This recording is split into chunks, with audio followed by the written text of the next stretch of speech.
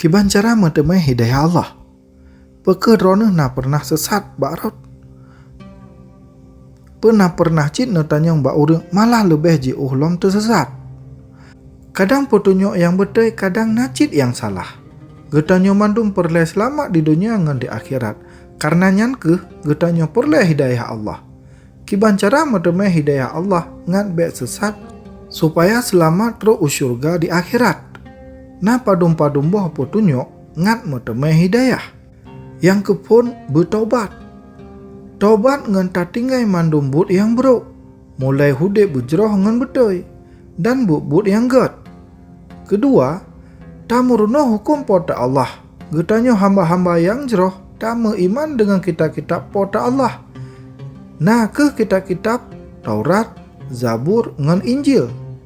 Yang kele, setia ke pota Allah ngata aku gopnyan lam mandum but.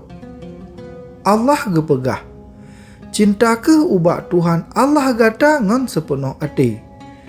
Dengan sepenuh jiwa gata. Dengan ban mandum akai gata. Memang ramai orang ingin merumpok hidayah Allah. Namun, le tantangan ji sehingga le getanya merasa jenuh. Dan kadang merasa lebih jauh dari Allah. Ingat, hidayah na ke hadiah dari pota Allah. Jadi, kiban cara Allah gebi hidayah gopnyan. Allah gebi sabohorot yang geputunyo jalan.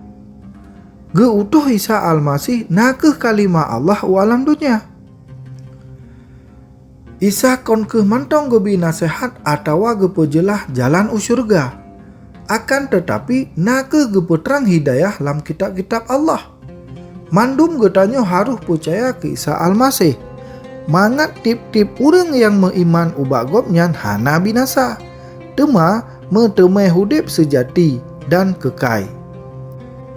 Injil Yahya ayat 16. Wate Isa bak kaya palang gemarit ngan penjahat bak samping gopnyan. Gopnyan gebi jaminan. Gata ka pasti usyurga. Percaya ke?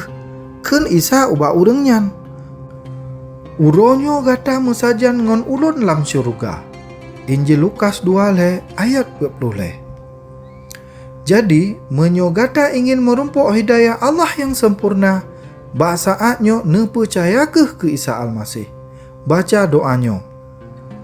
Ya Allah, bak saatnyo ulun mengiman dan percaya ke Isa Al-Masih. Amin. Menyogata kena tepe lebih dalam tentang Isa Al-Masih dan tujuan gopnyan tren udunya, jet ne hubungi kamu.